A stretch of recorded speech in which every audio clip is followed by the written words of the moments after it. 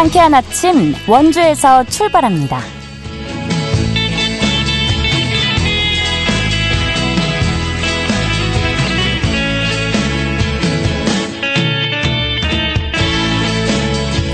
안녕하십니까. 7월 18일 목요일 KBS 원주방송국에서 보내드리는 상쾌한 아침 원주에서 출발합니다. 저는 진행의 이은주입니다.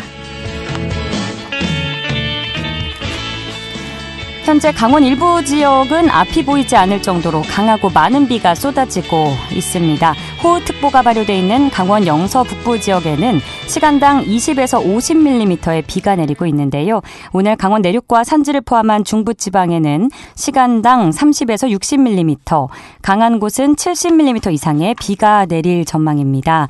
많은 비가 내려 산사태 위험이 높은데요. 산과 인접한 주택에 계신 분들은 각별한 주의와 상황에 따른 대피가 필요하겠습니다. 이 비는 내일까지 이어질 것으로 전망이 되고 있는데요. 각종 안전사고에 계속해서 대비를 해주시고요. 많은 비로 오늘 낮 최고 기온은 27도에서 29도 선에 머물겠습니다. 오늘 준비한 소식입니다. 우리 지역의 주요 현안에 대해 깊이 있게 알아보는 시간 갖고요. 원주 명륜종합사회복지관에서 시민참여형 탄소 중립 실천 캠페인을 실시합니다. 리포터 현장에서 소개해드리겠습니다. 강원특별자치도의 기본요금과 운임이 다음 달 5일 0시 이후부터 인상되는데요. 이 소식 끝으로 전해드리도록 하죠. 7월 18일 목요일 상쾌한 아침 원주에서 출발합니다.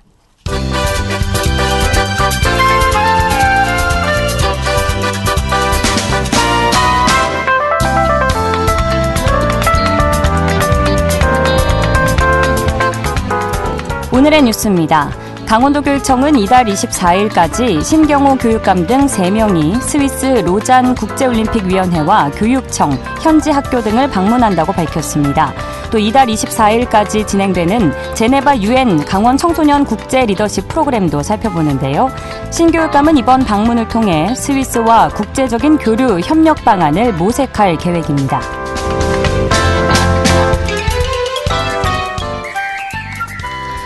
강원 지역 5개의 시군이 서울역에서 문화체육관광부, 코레일, 관광공사 등과 함께 인구 감소 지역 철도 관광 활성화를 위한 업무 협약을 체결했습니다.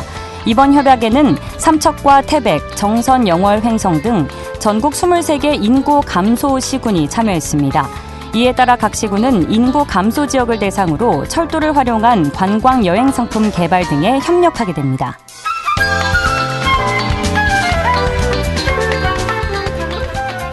원주시가 올해 7월 정기분 재산세로 378억 원을 부과했습니다. 부과 대상은 주택과 건축물 등 18만 건입니다. 이번 재산세 부과액은 지난해 같은 기간보다 2.19% 증가했는데요.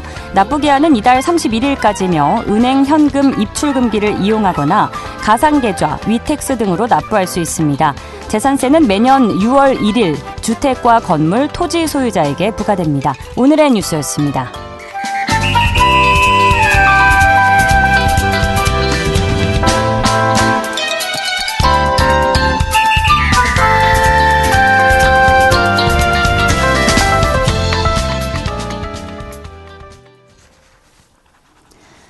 상쾌한 아침 원주에서 출발합니다. 함께하고 계십니다. 상지대학교 최혁진 연구교수와 함께 우리 지역의 주요 현안에 대해 자세히 알아보는 시간 갖겠습니다. 지금 스튜디오에 나와 계시네요. 최혁진 교수님, 먼 길, 빗길 잘 와주셨네요. 안녕하세요. 예, 안녕하세요. 반갑습니다. 네, 이렇게 또 전화 연결해 주셔도 되는데 이렇게 예, 많은 비를 뚫고 와주셔서 너무 감사드리고요. 네. 네, 오늘의 첫 번째 소식 살펴보겠습니다. 원주시 상지대학교에서 국내 최초 공공형 반도체 전문 교육기관인 한국반도체교육원이 개강식을 가졌다고요? 예. 그 한국반도체교육원이 이제 상지대학교에 일단은 개강을 했는데요. 예. 일단 여기는 이제 임시 공간이라고 할 수 있고요. 그럼에도 불구하고 이제 반도체 산업을 원주도 강원도도 전격적으로 육성하겠다라고 하는 목표를 갖고 있는 상황에서 일단 인력 양성을 할 수 있는 교육원이 개강을 했다라고 하는 것은 큰 진전이라고 생각을 합니다. 예. 특히 이제 삼성 같은 굴지의 기업에서 첨단 장비들을 제공하고 해서 형식적인 교육이 아니라 아주 내실 있는 교육이 이루어질 것이다라고 하는 측면에 기대감이 있고요. 또 하나는 본교육원은 원주시 학성동 옛 원주역 인근에 이제 설립될 예정입니다. 2026년에 이제 6월에 준공될 예정인데요. 특히 학성동 같은 경우엔 구도심이고 구도심 공동화에 여러 가지 어려움들이 있는 상황에서 400억 원대의 본 교육원이 들어서고 많은 인력들이 여기 와서 교육을 받게 된다라면 구도심 활성화에도 긍정적인 영향을 주지 않을까라는 생각을 하고 있습니다. 네. 그러니까 규모가 좀 크겠어요. 어떻게 좀 어떤 시설이 상당한 규모가 될 것 같고요. 네. 일단은 제조 공정과 시험 분석 등의 한 15종의 115대 장비가 구축되고 네. 지하 1층, 지상 2층 규모로 해서 반도체 공정 실습실, 교육시설 등이 인력 양성에 필요한 인프라들이 다양하게 배치가 될 예정이고요. 네. 이 준공이 될 때까지는 상지대학교에서 지속적으로 인력 양성을 하게 될 예정입니다. 근데 이제 한 가지 전에도 한번 제가 이 방송에서 말씀드린 바가 있는데 네. 우리의 목표가 무엇인가라고 할 때 반도체 산업 인프라를 구축하겠다라고 할 때 인력 양성이다라고 하는 것은 가장 기본적인 부분인 것 같고 그런 면에서 큰 진전이긴 한데요. 실제로 이것이 이제 우리가 후방의 인력 양성소, 즉 인력을 양성해서 그 사람들을 다른 지역으로 다 보내는 역할만 해가지고는 원주의 산업화에 큰 기여는 안 되지 않겠습니까? 그렇죠. 이제 실제로 반도체 산업 인프라가 원주에 생기려고 한다라면 말씀드렸던 것과 마찬가지로 에너지라든가 특히 신재생 에너지, 그다음에 반도체 산업에 물이 많이 필요하기 때문에 네. 수자원에 대한 공급 체계 그리고 이제 R&D 같은 연구 기반 체계들을 안정적으로 갖추어야 되는데요. 이 부분에 있어서 이제 원주가 좀 약점이 있습니다. 신재생 에너지 기반이 없고요, 일단. 그다음 원주는 지난번에 말씀드린 것처럼 물 부족 도시입니다. 그렇죠. 그래서 기본적으로 안정적인 수자원을 어디서 공급받을 수 있겠는가라고 하는 부분들을 좀 고려해야 돼서 이에 대한 구체적이고 세부적인 기획들이 준비가 돼야 단순히 아까 말씀드린 것처럼 후방의 인력 양성 기관으로 머무는 것이 아니라 반도체 산업을 선도하는 도시 중에 하나로 미래 비전을 세울 수 있지 않을까 이렇게 생각을 합니다. 네, 그러니까 산업화로 가려면 뭐 수자원이나 신재생 에너지 같은 그야말로 인프라 구축이 잘 이루어져야만 가능한 건데 아직은 어려움이 있는 상황으로 보고 계시고요. 그럼 좀 참고할 만한 지역 사례가 있을까요? 예, 지금 다른 지역 도시들 같은 경우가 이런 이제 반도체라든가 뭐 드론이라든가 첨단 산업을 지역에 끌어들이기 위해서 사실은 기초 인프라 구축에 적극적인 노력들을 좀 하고 있는데요. 네. 대표적으로 전남 영광의 모습들도 한번 영암이죠. 영암을 좀 들여다볼 필요가 있습니다. 영암은 분산 에너지 전략이라고 하는 것들을 추진을 하고 있습니다. 그 영암 인근의 대규모 태양광 신재생 에너지 단지를 구축하고 있는데요. 거기서 전력을 직접 그 공장에 공급해서 전력이 장거리 공급되는 데서 발생하는 누수를 줄이고요. 그 누수가 줄어드는 만큼 산업단지에 아주 저렴하게 전력을 공급하겠다라는 겁니다. 그래서 영암이라고 하는 도시까지 공장들이 첨단 산업들이 오려면 참 쉽지 않은 선택을 해야 되는데 많은 전력을 필요로 하는 산업단지 같은 경우에 산업기관들은 여기서 굉장히 저렴하게 전력을 공급받을 수 있다라고 하면 굉장히 큰 메리트 되지 않겠습니까? 그렇죠. 그래서 지금 영암구는 이런 분산 에너지, 즉 수도권 인근에 있는 거대 기업들한테 먼 거리로 전력을 공급하는 것을 지역 분산 체계로 만들어서 산업의 높은 경쟁력을 만들어주겠다라고 하는 그런 접근들을 하고 있고요. 또 이제 우리가 최근에 저는 이제 강원도에서는 좀 춘천을 주목해 볼 필요가 있다라고 생각을 합니다. 춘천시가 주변의 군하구에서 7개 시군이 그 북부 내륙권 협력 체계를 만들었거든요. 주목할 것이 한 두세 가지가 있는데 우선은 관광벨트를 경기도 가평까지 광역이 다른 경기도 가평까지가 다 협력 체계를 만들어서 북한강 주변에 관광벨트를 갖다 공동으로 만들어 가겠다라고 하는 게 있고요. 이걸 뒷받침할 수 있는 교통망의 개편을 7개 시군이 같이 대응하겠다라고 하는 겁니다. 이게 이제 우리가 중앙정부를 상대하는 게 작은 시가 쉽지가 않거든요. 7개 시군이 뭉치면 상당히 힘을 발휘할 수가 있고요. 공동성장 모델이 되고 또 하나는 그 속에서 이제 산업 인프라를 구축할 때 춘천이 가지고 있는 인력 또 연구기관, 교육기관이라고 하는 것을 공동화해서 공동으로 활용해서 동반성장의 기회를 만들겠다라고 하는 거거든요. 그러면 경쟁력을 갖출 수가 있습니다. 그래서 원주도 어느 면에서 보게 되면 우리가 스스로 모든 것을 해결하기 어렵다라고 하면 주변 시군과 물과 에너지 문제들을 갖다 공동으로 기반 인프라를 만드는 계획들을 세우고 그걸 통해서 탄탄한 산업 기반들을 만들어 나가게 되면 어찌 보면 반도체의 인력 양성 그 도시가 아니라 반도체 산업을 선도하는 도시의 하나로서의 비전을 세울 수 있지 않을까 그렇게 생각을 합니다. 네, 우리가 뭉치면 더 세진다고 하잖아요. 말씀하신 뭐 교통망이나 인력 연구기관 뭐 하나 중요하지 않은 게 없는 것 같아요. 맞습니다. 산업화로 가기 위해서 동반 성장하기 위해서 참고할 만한 사례로 춘천과 또 앞서서 전남 영암군의 사례 잘 들어봤고요. 네, 모쪼록 잘 추진이 되기를 바라봅니다. 네, 저도 기대가 많습니다. 네. 이제 다음 소식으로 넘어가겠습니다. 원주시청 공무원 노동조합이 원강수 원주시장과 박동주 강원도 감사위원장 등을 직권남용과 직무유기 혐의로 경찰에 고소했다고요? 예, 아침부터 이렇게 안타까운 소식을 전해드리게 돼서 좀 송구한 마음이 들긴 한데요. 그럼에도 불구하고 지역에 또 큰 현안이 발생했기 때문에 말씀을 안 드릴 수가 없습니다. 네. 왜 이런 일이 발생했는가라고 보게 되니까 일단 갈등의 중심에는 다면평가제 폐지가 들어있더라고요. 네네. 우리 아나운서님께서도 아시겠지만 다면평가제라고 하는 건 하위직에서 상위직을 평가하는 부분들이 이제 인사평가에 반영되는 거잖아요. 그렇죠. 이게 아마 작년 9월에 다면평가 운영 방침을 폐기를 결정하는 과정을 비공개로 아마 원주시에서 진행을 한 모양이고요. 예. 그리고 인사위 심의 결과를 토대로 해서 바로 실행에 옮겼던 모양입니다. 지금 원주시 공무원 노조가 이야기하는 것은 이것이 지방공무원법 제48조 및 지방공무원 대통령령을 위배했다라고 하는 거고 이걸 가지고 이제 직권남용과 직무유기로 원주시장 등을 고소하게 된 건데요. 이와 함께 또 지금 원주시 공무원 노조가 주장하는 내용의 핵심 중에 하나는 소위 말하는 공직 사회 내 갑질 문화를 좀 없애달라. 그래서 선출직 공무원의 부당 업무 지시 방지법 제정을 촉구했습니다.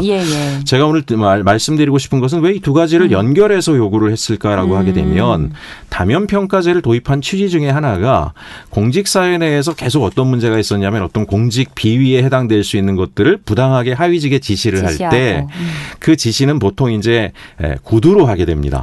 문서로 하게 되면 본인이 책임져야 되니까 구두로 불러서 이런 일을 해라. 누구에게 입찰 특혜를 줘라. 심사위원을 누구를 해라. 이런 걸 지시를 하게 되고 그거를 거부하게 되면 인사상의 불이익을 줘서 한직으로 내보내거나 승진의 기회를 박탈한다거나 이런 일들이 계속 발생을 해왔고 이런 걸 방지하기 위한 수단 중에 하나가 갑질하는 선출직 또는 고위직 공무원들을 견제하는 기능으로서 다면평가제가 도입된 거고 계속 다면평가제에 물론 단점도 있습니다. 하위직들이 집단적으로 이런 일을 한다. 오히려 같이.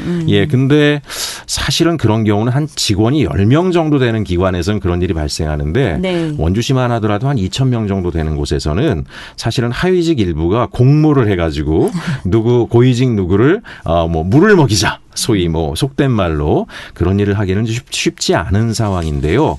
그런 면에 섣부른 판단이 아니었나라는 안타까움이 들고 그래서 저는 이 다면평가제 폐지 문제 그다음에 고위직 공직자들이 부당 업무 지시를 하는 것들에 대해서 견제할 수 있는 법제도가 마련되는 것은 굉장히 중요한 이슈라 이번 기회에 다시 한번 우리가 숙고해 봤으면 좋겠다는 생각을 하고 있고요. 원주시에는 저는 이제 이런 제안을 원주시장께도 좀 드리고 싶어요. 우리가 이제 공직자들은 그런 마음이 있습니다. 굉장히 빠르게 무슨 일을 잘하고 싶은 욕심들이 있어요. 성과를 빨리 내려는. 맞습니다. 그러나 공직이라고 하는 것은 제가 볼 때는 빠르게보다는 바르게, 올바르게 잘하는 게 굉장히 중요한 게 공직이다. 왜냐하면 공직의 행정 처리는 항상 이해 충돌이 발생하기 때문에 올바르게 해야 갈등을 줄일 수가 있고요. 그리고 다면평가제를 폐기하기보다는 공무원들이 고위공직자들의 솔선수범을 존경해서 따라오게 만드는 것이 그게 어찌 보면 능력이자 리더십이 아닐까라는 생각이 들어서 이렇게 좀 마음에 안 든다고 다면평가제를 일방적으로 폐지하게 되면 오해를 사게 됩니다. 혹시 부당한 누구를 갖다 빠르게 승진시키기 위해서 그걸 견제하는 장치를 없애지 않았는가라고 하는 걸로 문제가 발생했다라고 보여지고 사실은 이제 사법적인 판단을 받아야 되는 상황까지 간 것에 대해서는 안타깝게 생각하지만 저는 원주시가 좀 전향적인 태도를 통해서 이 문제를 공론회장을 통해서 새로운 해법들을 좀 찾고 그런 해법이 만들어지면 공무원 노조도 뭐 고소를 취해야 한다라거나 하면서 좀 원주시가 비전 있는 도시로 나아가는 이런 갈등의 국면으로 소용돌이로 빠지는 게 아니라 그런 계기가 됐으면 하는 그런 안타까움과 또 조언을 드리고 싶습니다. 네, 사실 말씀하신 것처럼 뭐 모든 제도가 그렇겠지만 다면 평가 제도의 장점과 단점이 있는데 이제 그렇기 때문에 제도라는 게 생기기도 하지만 없어질 수도 있는 거지만 문제는 유예 기간을 갖지 않고 너무 성급하게 이제 폐지를 결정해서 이렇게. 다면 평가제라고 하는 것도 고정된 틀이 아니라 단점이 나타나면 계속 보완해 왔고 또 그런 문제를 개선하는 다양한 기법들이 있기 때문에 이렇게 일순간에 폐기를 하고 하는 것들은 이런 큰 갈등을 낳게 되는 그런 불씨가 되지 않았나 하는 생각이 듭니다. 알겠습니다. 혹시 좀 더 덧붙여 주실 말씀 있으실까요? 저는 이제 뭐 오늘 두 가지 말씀을 드렸는데 그 대한민국은 전 국민의 대다수가 고등교육을 받았고 80% 가까이가 대학을 졸업한 인재풀을 많이 갖추고 있는 국가입니다. 그래서 공공행정을 할 때 시민들의 목소리에 귀 기울이고 공론의 장을 통해서 함께 협력해서 문제를 풀어가려고 하면 좋은 해법을 찾을 거다. 우리가 좀 변화해야 되는 시점에 와 있지 않나 그런 생각을 말씀드리고 싶습니다. 고맙습니다. 오늘도 알찬 이야기 나눠봤습니다. 최혁진 교수님과 함께했습니다. 감사합니다. 감사합니다.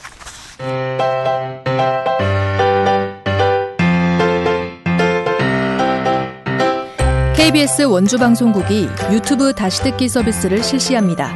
매일 아침 강원 영서남부권의 뉴스와 정보를 전해드리는 상쾌한 아침 원주에서 출발합니다는 KBS 원주라디오 유튜브 채널을 통해 다시 들을 수 있습니다.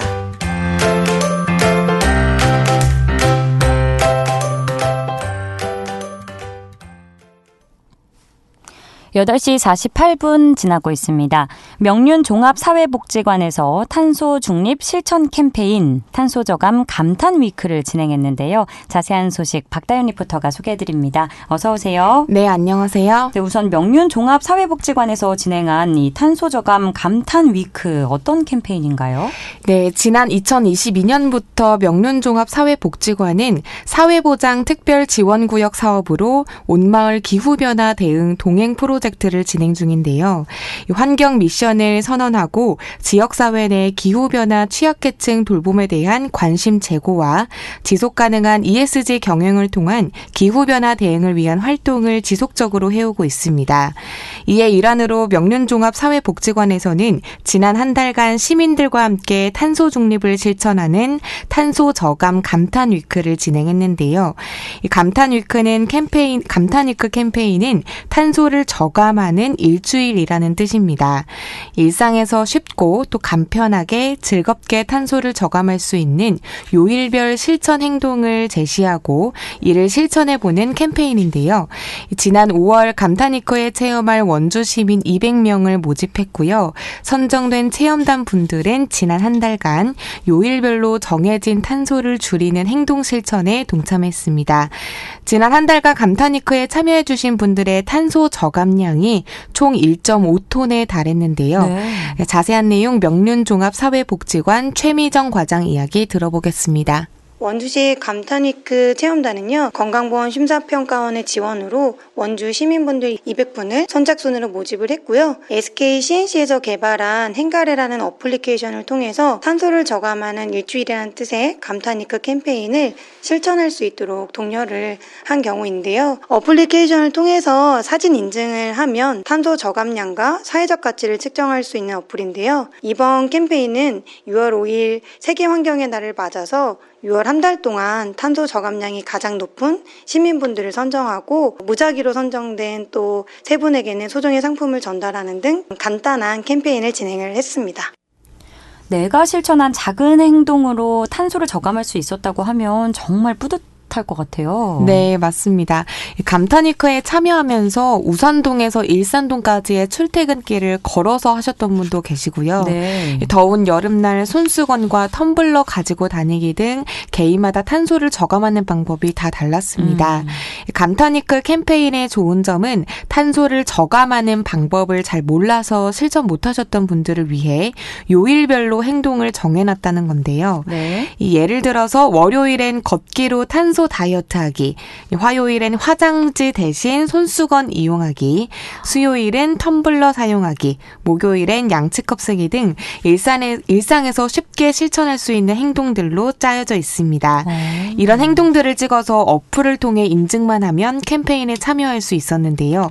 저는 어제 상지대학교에서 진행된 시상식에 다녀와 봤는데 이번 캠페인에서 가장 많은 탄소 저감을 기록한 시민분 만나봤습니다. 처음 참여는 사무실에서 그 옹기동행을 같이 참여하시면서 그걸 알려주시더라고요. 그래가지고 참여를 하게 되었습니다. 평소에도 뭐 걷기라든지 그리고 뭐 쓰레기 줍기 이런 것들을 여러 가지를 하고 있었는데요. 이참에도 참여하다 보면은 더 좋을 것 같아서 참여하게 됐습니다. 네.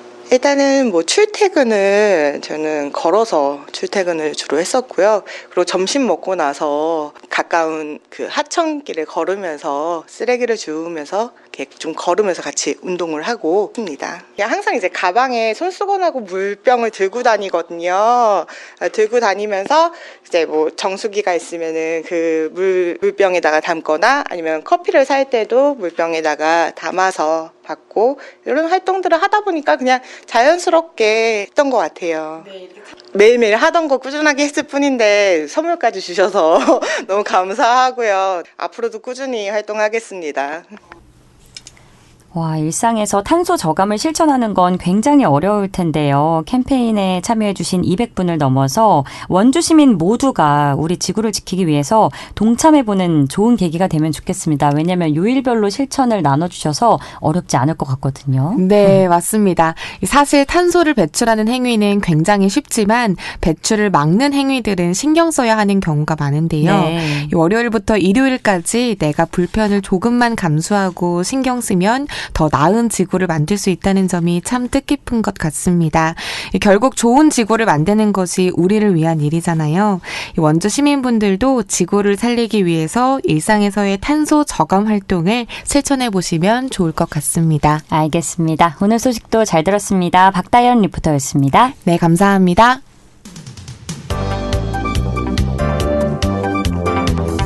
생생한 현장, 유익한 생활 정보를 전해드리겠습니다. KBS 원주 라디오 상쾌한 아침 원주에서 출발합니다를 함께하고 있습니다. 8시 53분입니다. 강원특별자치도의 택시 기본 요금과 운임이 다음 달 5일 0시 이후부터 인상될 예정이라고 하는데요. 자세한 내용 강원특별자치도청 교통과 윤형준 교통정책팀장 연결해 알아보겠습니다. 팀장님 안녕하십니까? 예, 안녕하세요. 네, 강원특별자치도 내에서 운행하는 택시의 기본 요금과 운임이 이제 인상될 예정이라고 들었는데요. 자세한 조정 내역 설명 부탁드립니다. 도내 택시 등록서 수는 작년 말 기준 7,167대입니다. 현재 대형 택시는 2대를 빼고는 모두 중형 택시가 운행되고 있어서 중형 택시 기준으로 설명드리겠습니다. 예. 우선 기본 운임은 2km 주행 시 현행 3,800원에서 4,600원으로 800원 인상됩니다. 추가 요금은 주행 속도가 시속 15km 이상일 경우 거리 요금이 적용되는데요. 현행 133m당 100원씩 부과되던 것을 131m로 조정하였으며 주행 속도가 시속 15km 미만일 경우에는 시간 요금이 적용되는데요. 현행 33초마다 100원씩 부과되던 것을 31초로 조정하였습니다. 인상률은 현행 대비 한 16.6% 정도 인상하는 것입니다. 아, 그렇군요. 이제 800원 정도 인상이 되는 건데 심야 시간 택시 할증 시간도 변동이 있다고요? 네, 그렇습니다. 심야 할증은 현재 00시부터 04시까지 20%를 일괄 적용하고 있었는데요. 아시다시피 강원도는 춘천, 원주 등 일부 지역을 제외하고는 10시 이후에는 대중교통이 운행되지 않는 지역이 많습니다. 예. 그런 상태에서 택시마저 운행하지 않는다면 시골에 계신 분들은 귀가할 수 있는 교통수단 등이 전무한 상태죠.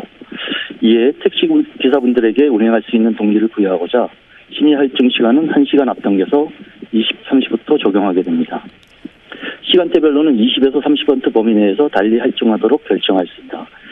다만 대중교통 운행 상황, 택시 수요 등이 지역별로 다를 수 있기 때문에 시군 특성에 따라 조정이 가능하도록 하였습니다. 그렇군요. 지금 현행 강원특별자치도 택시 기본 요금은 전국 대비 어떤 수준인가요? 우선 강원도와 인접한 시도를 말씀드리면 수도권인 서울, 경기도는 기본 운임거리 1.6km에 4,800원을 적용하고 있습니다. 충청북도는 1.8km에 4,000원, 경상북도는 2km에 4,000원을 적용하고 있어 시도별로 다소 차이가 있는 상태입니다. 우리 도는 다른 시도에 비해 운임을 늦게 인상하여 다른 강력도보다는 다소 높은 편이지만 수도권보다는 낮게 결정되었다고 보시면 됩니다. 인상된 요금은 어떤 기준을 고려해서 결정이 된 건가요? 저희는 2022년 4월 택시요금이 조정된 이후에 같은 기간 소비자 물가와 최저임금 인상 승분, 작년 1년 동안 주행거리, 영업거리, 실차율, 운송수익 등 운송원가 자료를 저희가 분석했습니다. 그에 따른 표준 운송원가를 저희가 산출하였고요. 택시요금은 기본요금과 추가요금으로 구성되며 추가요금은 거리시간 병산제를 적용하는데요.